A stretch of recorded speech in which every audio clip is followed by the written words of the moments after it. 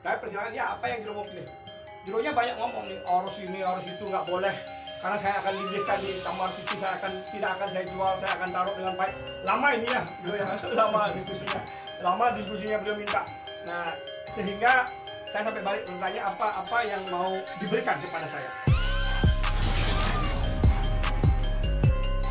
Om Swastiastu, Namastu, Namo Buddhaya, Rahayu Rahayu Swaha.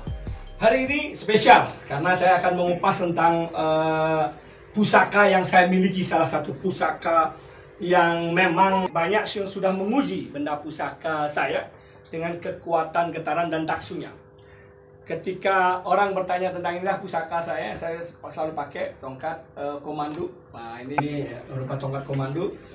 Saya bercerita kebenaran, saya mau bersaksi karena saya ingin cerita kebenaran itu dibawa dari kebenaran. Saya mau menceritakan berdasarkan saksi saya itu Canak, Penerapan, Permen, Gajan, dan mau sumpah bersaksi di Betara itu mau di taksu di sini tentang kisah ini. Karena banyak orang yang sudah memegang senjata ini sampai ada yang merasakan getaran yang berbeda.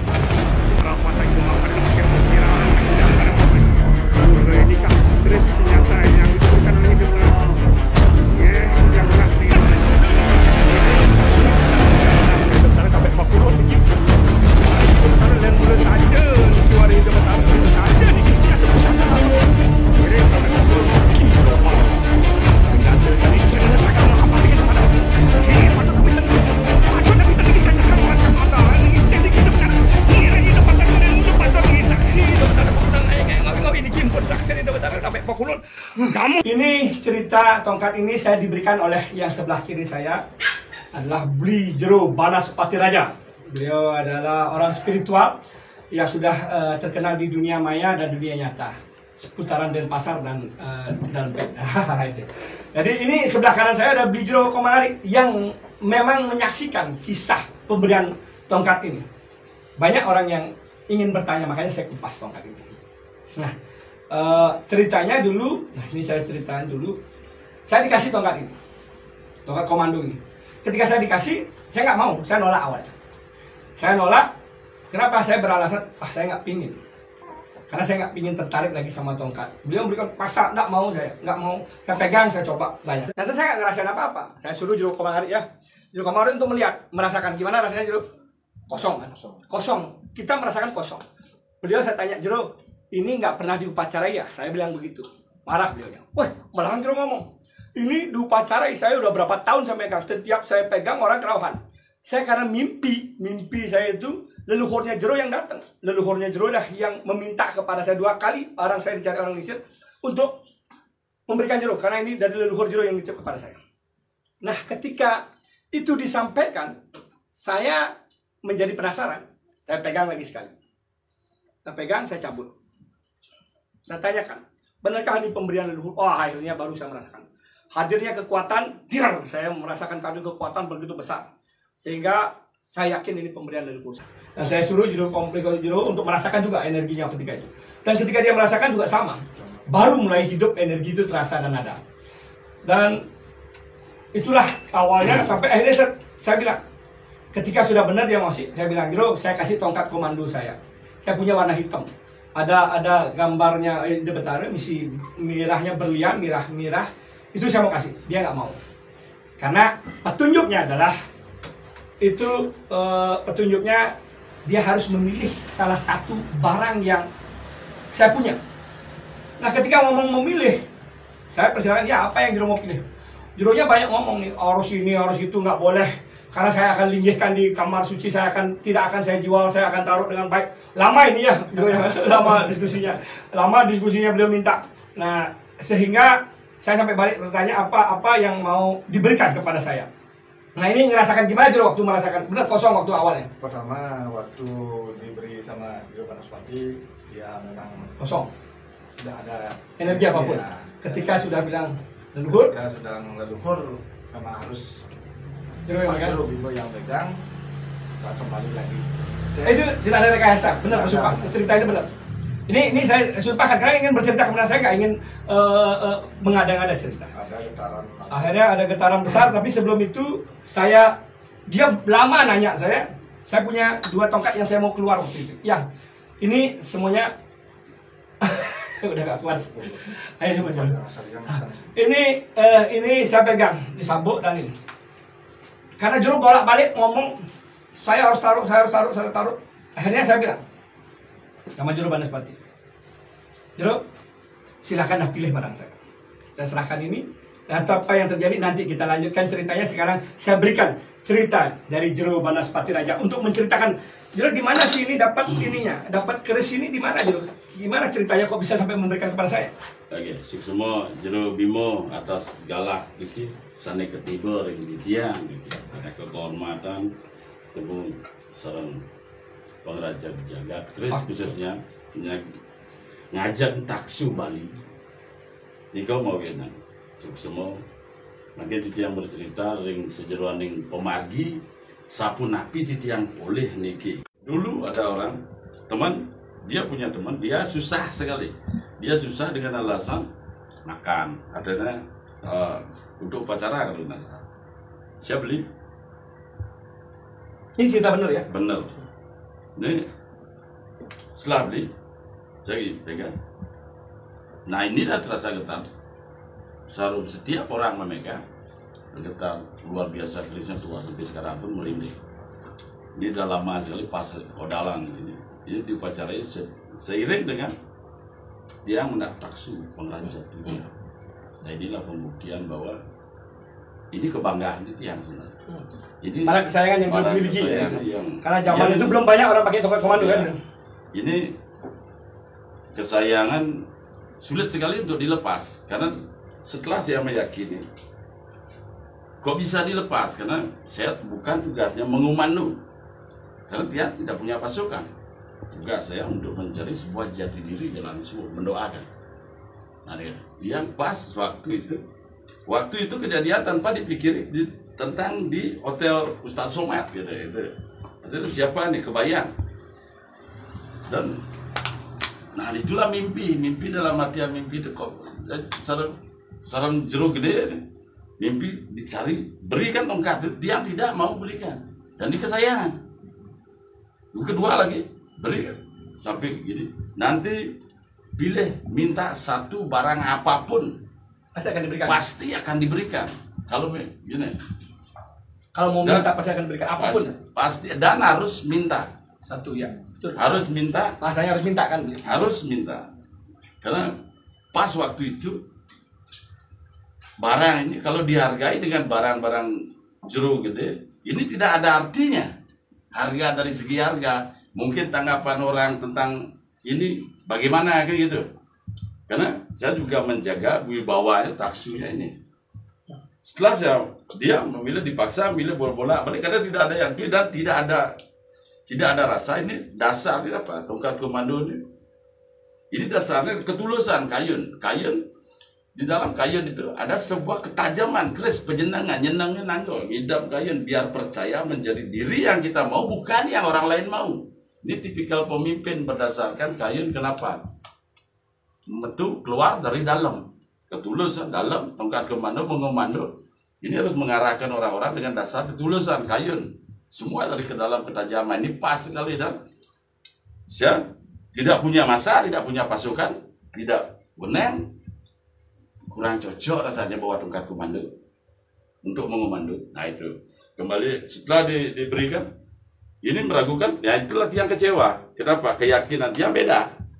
Di saat keyakinan tiang beda kok bisa meragukan atau ini keyakinan kekuatan keyakinan alam pun bisa diubah dengan meyakini.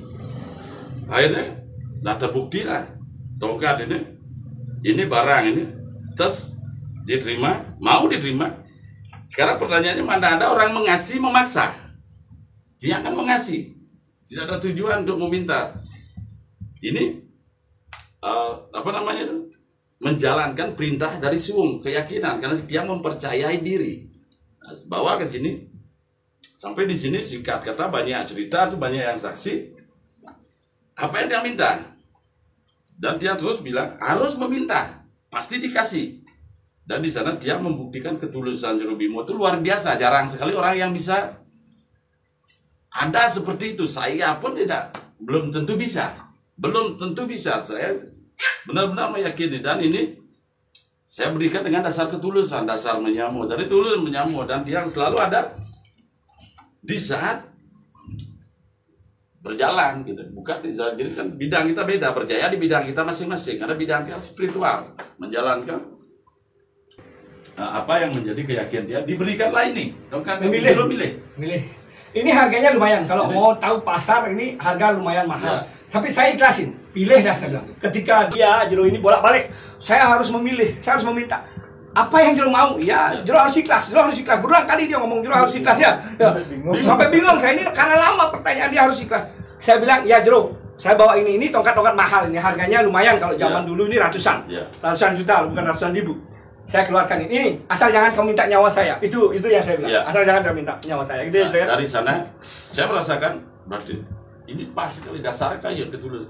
Ketika dia meminta merenung, bertanya dengan sepi, siapa yang ngasih tahu itu? Apakah benar? Saya merenung. Saya menyebut kalung waktu itu. Kalung ini lepas sendiri. Lepas sendiri itu kejadian. Lepas bukanya. Ya, lepas bukanya. Kan langsung lepas ya. Tak langsung lepas, dah. Akhirnya dilepas dari Jero Bima. Dikasih.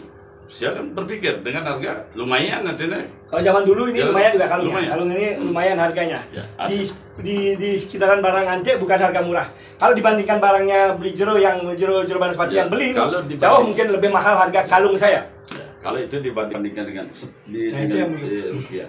Tetapi setelah saya memilih kalung, apa arti kalung itu? Kenapa kalung? Saya mengupas. Uli ini uli hijau. Uli hijau dari kedalaman laut. Dalam kedalaman laut, uli kayun. Saya ikhlas dengan memberikan tongkat saya dan menerima. Ini mungkin lama persaudaraan. Ada. Kenapa? Biar di saat mengumando, ingatlah. Kuncilah di sini. Kita harus bijaksana. Membuat puri ring. Redaya. Puri ring. Redaya biar bisa menjadi bijaksana. Melani, sarwani, sane.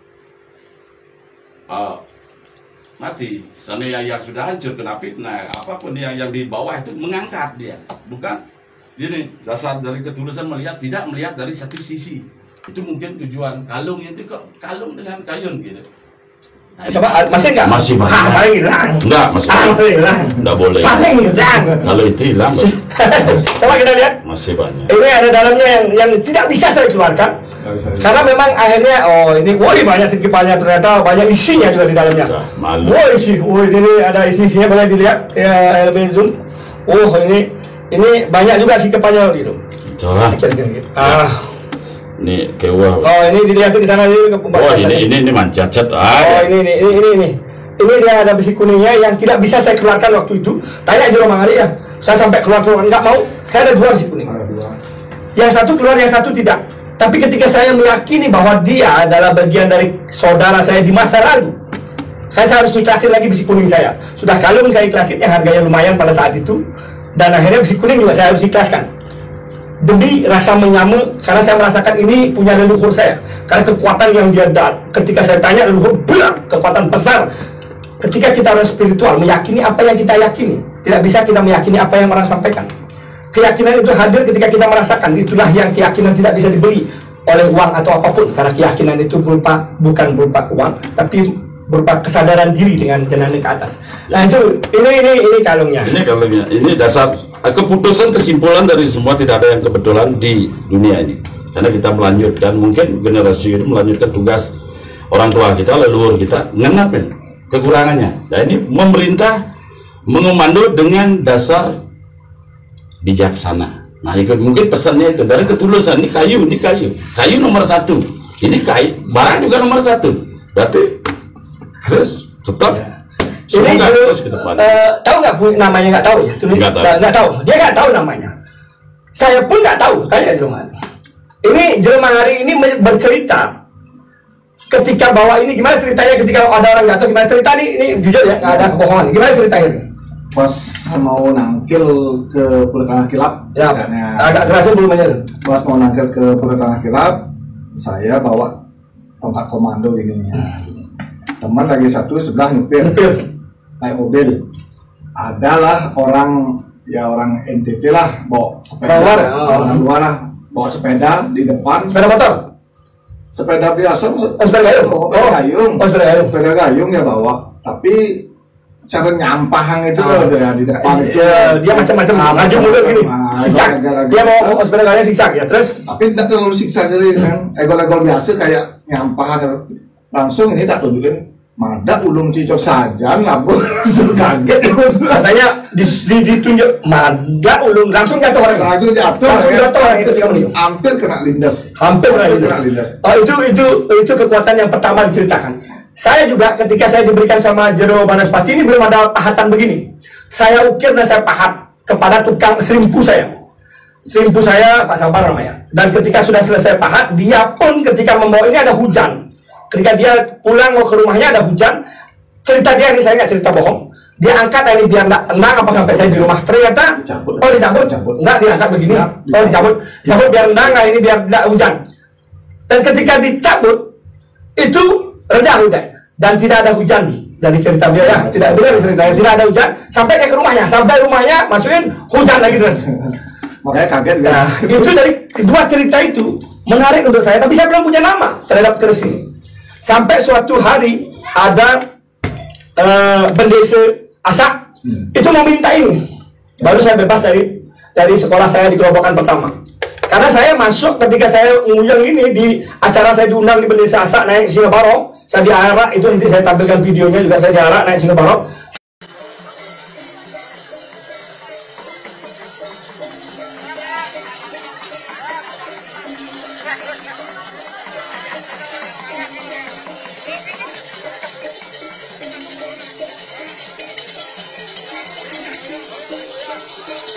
Salam kris, inilah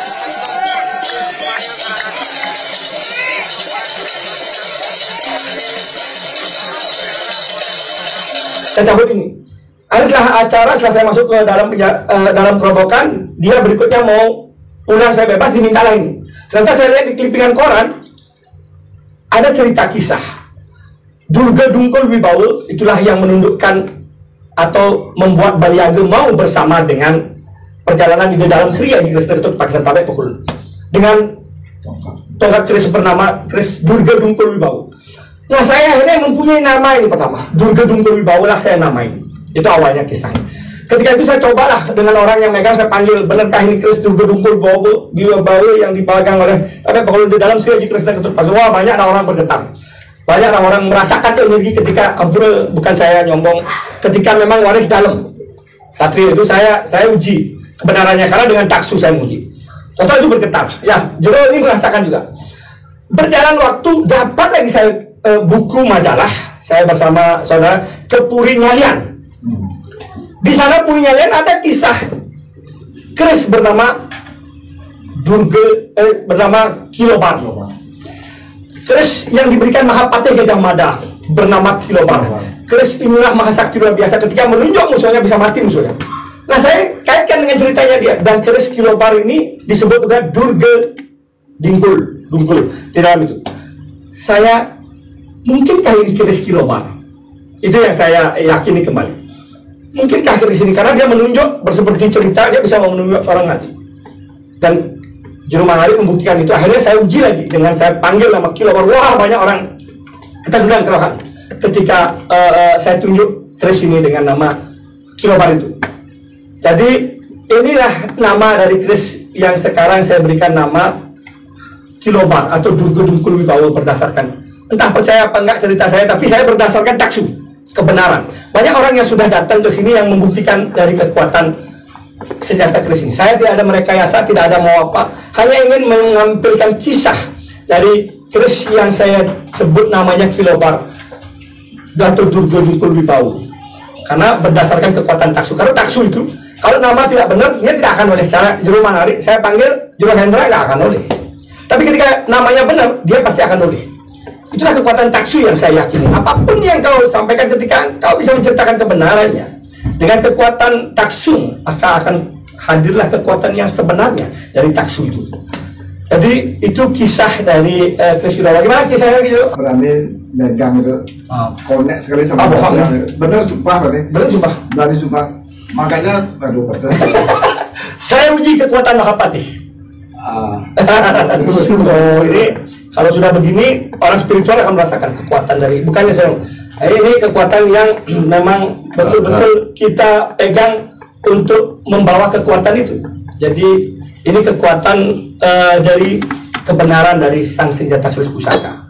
Itulah kisah dari keris kilobar saya untuk saya bawa dalam cerita bahwa keris kilobar ini mempunyai makna dan arti. Kebenaran yang saya ceritakan benar tuh, ya, saya agak kurang konsen saya lagi tegang. Inilah kisahnya hari ini, menceritakan keris kilobar. Bukan maksud untuk membuat-buat atau merekayasa. Ini cerita kebenaran yang ingin saya sampaikan, karena banyak yang bertanya dari mana keris itu, dari mana kisahnya. Nah, ini kebetulan ada yang memberikan, saya undang, memang saya undang hadir karena berapa kali mau minta datang. Akhirnya ketika ada waktu saya ajak berceritakan gitu ya. Berapa kali.